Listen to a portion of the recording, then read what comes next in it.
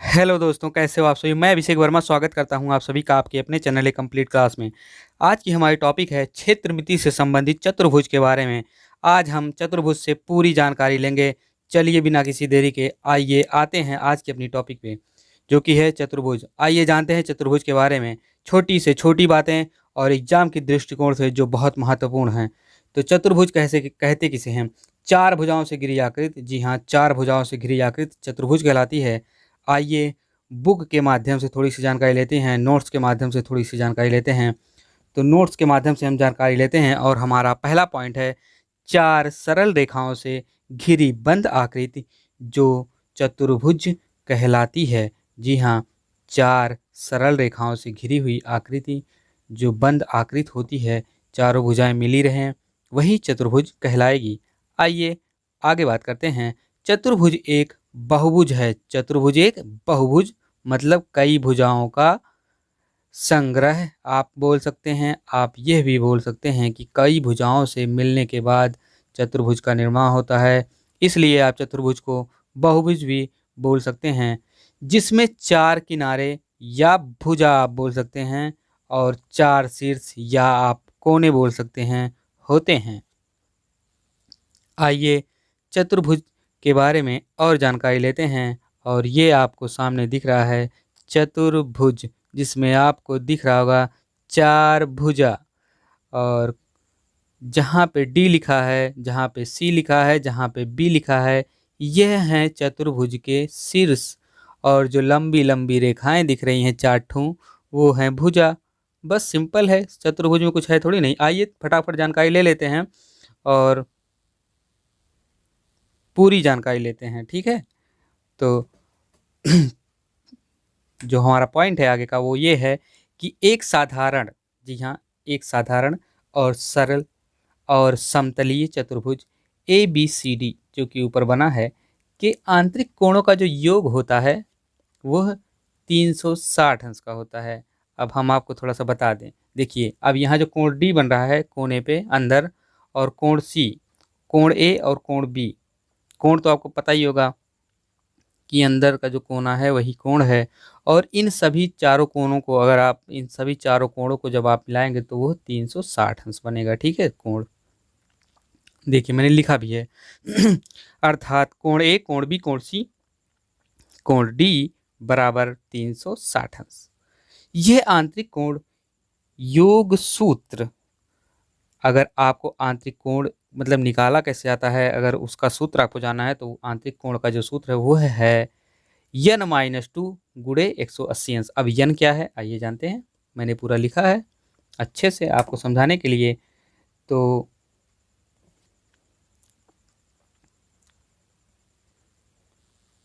अब यन के बारे में बात करते हैं। यहाँ यन बहुभुज की भुजाओं की संख्या है, ठीक है।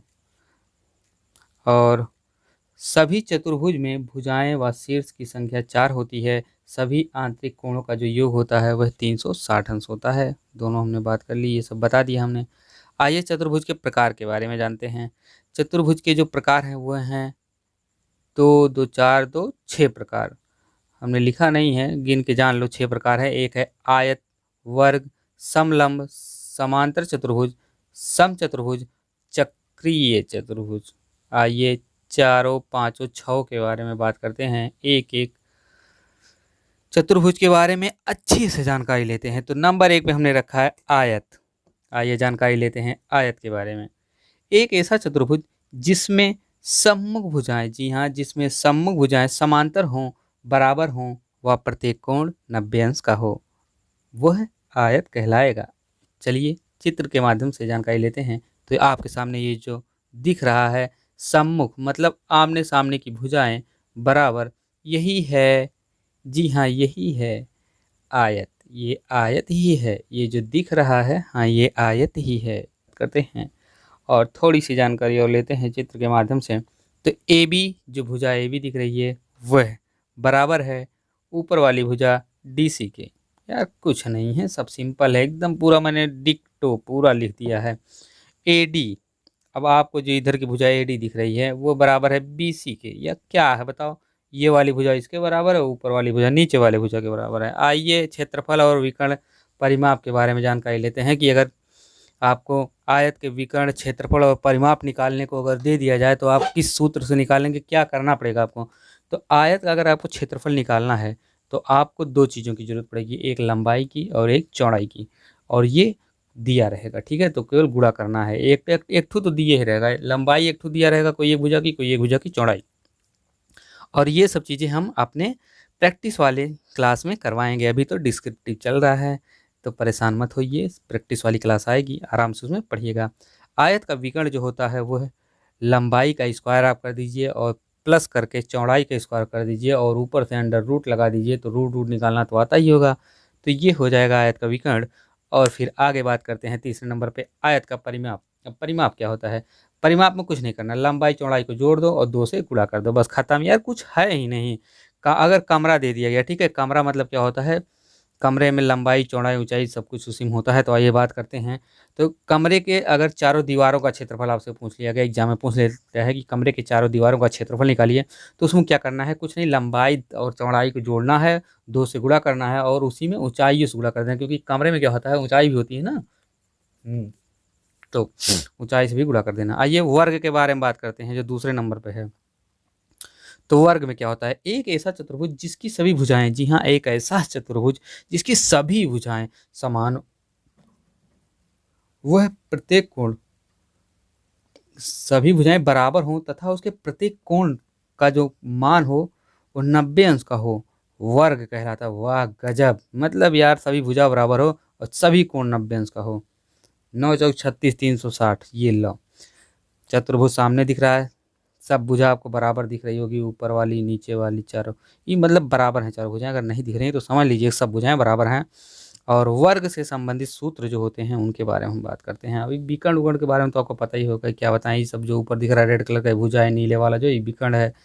आइए बात करते हैं वर्ग से संबंधित जो सूत्र है, एग्जाम में जिससे क्वेश्चन बनेगा तो आपसे पूछा जाएगा वर्ग का क्षेत्रफल ज्ञात करिए गुरु। तो आपको एक भुजा अगर कोई एक टू पकड़ लेते हैं और उसी का स्क्वायर कर देते हैं तो वर्ग का क्षेत्रफल निकल जाएगा। वो मैं प्रैक्टिस वाली क्लास में अपना क्वेश्चन करवाऊंगा, डिस्क्रिप्टिव पढ़िए पहले इसको अच्छे से। वर्ग का परिमाप अगर आपसे पूछा जाए तो एक भुजा पकड़िए, उसमें 4 से गुणा कर दीजिए, वर्ग का परिमाप निकल जाएगा। और वर्ग का अगर विकर्ण पूछे आपसे तो एक टू भुजा पकड़िए और गुणा अंडर रूट से कर दीजिए 2 से, ठीक है। आइए बात करते हैं समलंब चतुर्भुज के बारे में जो कि तीसरा है। एक ऐसा चतुर्भुज जिसकी भुजाओं का एक युग्म समांतर हो, जी हाँ, जिसकी भुजाओं का एक युग्म, मतलब एक युग्म का मतलब होता है कि कोई एक जोड़ा, मतलब 4 भुजाएं हैं तो 2 भुजा, ठीक है, उसी को युग्म मतलब जोड़े को युग्म बोलते हैं, समलंब चतुर्भुज कहलाएगा। ये चित्र के माध्यम से देखते हैं ना, काहे परेशान है। अब इसका एक युग्म देखिए समांतर है, क्या है समांतर, मतलब सी, जो ऊपर सी दिख रहा है और डी, ये और ये सब विकर्ण उकर्ण तो है ही। तो आइए थोड़ा चर्चा करते हैं लिखित रूप में ना, काहे परेशान हो रहे हैं। तो ऐसा चतुर्भुज, जी हाँ, ऐसा चतुर्भुज जिसकी 2 विपरीत भुजाएं समांतर हों तथा विपरीत भुजाएं असमांतर ना हों, मतलब अरे यार ये तो हमको भी दिक्कत कर दी है क्या। ऐसा चतुर्भुज जिसकी 2 विपरीत भुजाएं समांतर हों, 2 विपरीत भुजाएं मतलब अगर ये भुजा डी है और सी समांतर हों तथा विपरीत भुजाएं समांतर ना हों, मतलब तथा अगर ये विपरीत भुजाएं समांतर ना भी हों, जैसे ए और बी समांतर मालूम नहीं है, ऊपर जाके मिलेंगी, अगर और बढ़ा दिया जाए ना हो, फिर भी वह समलंब चतुर्भुज कहलाएगा। मतलब अगर समांतर हो या ना हो तब भी वो क्या होगा, चतुर्भुज कौन सा कहलाएगा यार, भुला जाते हैं हम, समलंब चतुर्भुज कहलाएगा। हाँ, अब समलंब चतुर्भुज के बारे में इसका क्षेत्रफल निकालने के लिए आपको क्या करना पड़ेगा, तो आइए देखते हैं। समलंब चतुर्भुज का अगर क्षेत्रफल आपको निकालना है तो इसमें सूत्र आपको लगाना पड़ेगा 1/2 समांतर भुजाओं का योग, मतलब ऊपर नीचे की जो भुजाएं हैं दोनों उसी को योग, गुणे ऊंचाई, जो बीच की जो ऊंचाई होगी, ऊंचाई देखिए, ऊंचाई के लिए ये हाइट ये बनाए हैं ना हम, ये तो, और या फिर क्षेत्रफल बराबर होता है 1/2 आधार गुणे संगत ऊंचाई, संगत ऊंचाई मतलब दोनों जो ऊंचाइयां हैं वही। तो चक्रीय चतुर्भुज के बारे में बात करते हैं। ऐसा चतुर्भुज जिसके चारों शीर्ष किसी वृत्त की परिधि पर स्थित हों, चक्रीय चतुर्भुज के आमने सामने के कोण का योग जो होता है वो है 180 अंश होता है। चलिए चित्र से जानते हैं। ये देखिए आमने सामने कोण, इसका कोण बी कोण डी दोनों 180 अंश हो गए, मतलब ये 90 ये 90 90 90 90 का कोई ज़रूरी नहीं गुरु, लेकिन इतना मान के चलिए आमने सामने का कोण दोनों अगर आप जोड़ेंगे तो 180 अंश होगा। कोण ए कोण सी को जब जोड़ेंगे तो आप 180 अंश। अब आगे बात करते हैं लिखित रूप में। यदि सभी भुजाएं दी गई हों तो चक्रीय चतुर्भुज का क्षेत्रफल ब्रह्मगुप्त सूत्र से निकाला जा सकता। सुने नहीं होंगे, लाए सुन लो। ब्रह्मगुप्त गुप्त सूत्र होता है इसमें एक ठू, ये क्षेत्रफल स्टैंडर्ड फार्मूला है ये। S minus A, S minus B, S minus C, S minus D, ये सब में लगा सकते हैं। यहाँ यस अर्ध परिमाप है, अर्ध परिध है। अर्ध परिध मतलब जो चारों भुजाओं को माप लो। अर्ध परिध का जो अर्ध परिध निकालने का जो परिध निकालने का जो सूत्र होता है, अर्ध परिमाप जिसको आप बोल सकते हैं, उसका सूत्र होता है A plus B plus C plus D by 2। या परिमाप अगर निकालना हो, परिध निकालना हो, तो A plus B plus C plus D, मतलब चारों भुजाओं को जोड़ लो, बस बात खत्म। समांतर चतुर्भुज के बारे में बात करते हैं आगे। जिस चतुर्भुज की आमने सामने की भुजाएं समांतर हों उसे समांतर चतुर्भुज कहते हैं। यार एकदम सिंपल है। आमने सामने की भुजा मतलब ऊपर नीचे की भुजा, साइड साइड की भुजा बराबर हो समांतर चतुर्भुज। आमने सामने की भुजाएं बराबर और समांतर होती हैं समांतर चतुर्भुज में। विकर्ण एक दूसरे को समद्विभाजक करते हैं। आमने सामने के कोण बराबर होते हैं। विकर्ण आमने सामने के कोण को समद्विभाजित करते हैं। प्रत्येक वर्ग समांतर चतुर्भुज होता है। यहाँ प्रत्येक जो वर्ग होता है वो भी समांतर चतुर्भुज होता है। प्रत्येक आयत समांतर चतुर्भुज होता है। समांतर चतुर्भुज के विकर्ण के कोण बराबर होते हैं। जो कोण होते हैं विकर्ण के कोण, विकर्ण के कोण मतलब ये जो जहाँ काट रहा है ये कोण, विकर्ण का कोण ये बराबर होता है। ठीक है। समांतर चतुर्भुज का क्षेत्रफल लंबाई गुणे चौड़ाई, लंबाई और चौड़ाई का गुणा कर दीजिए आपस में, समांतर चतुर्भुज का क्षेत्रफल निकल जाएगा। और समांतर चतुर्भुज का जो परिमाप होगा वो है लंबाई और चौड़ाई को जोड़ कर उसमें 2 से गुणा कर दो। यार सिंपल है। समचतुर्भुज के बारे में बात करते हैं। ठीक है। एक ऐसा चतुर्भुज जिसकी चारों भुजाएं समान हैं समचतुर्भुज कहलाता है। यार कुछ नहीं करना है, वर्ग है। समचतुर्भुज मतलब चारों भुजा आपस में बराबर है, वही वर्ग। देखो बराबर का सिंबल लगाएं हम। चतुर्भुज समचतुर्भुज में चारों भुजाएं बराबर होती हैं। समचतुर्भुज के विकर्ण परस्पर लंब होते हैं। समचतुर्भुज के सम्मुख कोण बराबर होते हैं। ठीक है। ये इतना जानकारी हो गया ना आपको, बस इससे ज़्यादा आपको कहीं मिलेगा भी नहीं। अगर कहीं मिलेगा तो बताइएगा, नहीं मिलेगा यार। अरे कई बुक कई इकट्ठा करके बना रहे नोट्स यार आप लोगों के लिए। परेशान मत होइएगा, इतना ही पढ़िएगा, इससे बाहर कुछ नहीं आएगा, इससे बाहर क्वेश्चन नहीं बनेगा। इतना ही लगाना है सब सूत्र उत्र। और आगे तो हम ला रहे हैं आप लोगों के लिए ना बढ़िया वो प्रैक्टिस। उसमें क्या है, हर एक टॉपिक से क्वेश्चन रहेगा। लो 10 क्वेश्चन हर टॉपिक से, बढ़िया 10 से 20 क्वेश्चन एक एक टॉपिक से लो, 10-20 क्वेश्चन। कहाँ बाहर जाएगा क्वेश्चन, एक कौन जाएगा। समचतुर्भुज का क्षेत्रफल निकालना हो तो सूत्र क्या लगाना पड़ेगा, विकर्णों का गुणनफल करके फिर उसी में 1/2 से गुणा कर दो। ठीक है, निकल जाएगा समचतुर्भुज का क्षेत्रफल।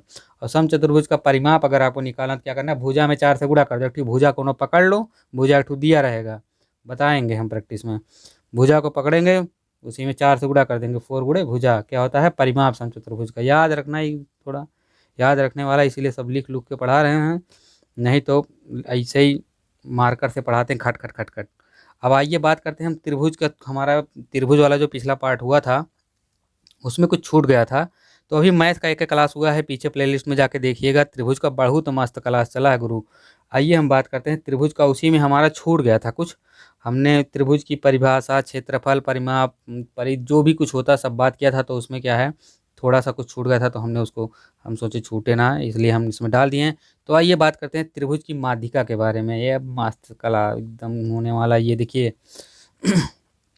तो त्रिभुज की माध्यिका के बारे में बात करते हैं। तो त्रिभुज की किसी भुजा के मध्य बिंदु को सम्मुख शीर्ष से मिलाने वाली रेखा, त्रिभुज के किसी भुजा के मध्य बिंदु को सम्मुख शीर्ष से मिलाने वाली रेखा माध्यिका कहलाती है। अब देखिए, ये देखिए भुजा है, सम्मुख शीर्ष से देखिए सब मिलाए हैं, और इसी को हम कहते हैं माध्यिका। ठीक है। ये देखिए यहाँ डी है, डी यहाँ डी मिल रहा है, यहाँ ई मिल रहा है, यहाँ ई मिल रहा है। जो ये सब जहाँ जहाँ मिल रहे हैं ना, ए से खींचे डी तो ई माध्यिका है। ठीक है।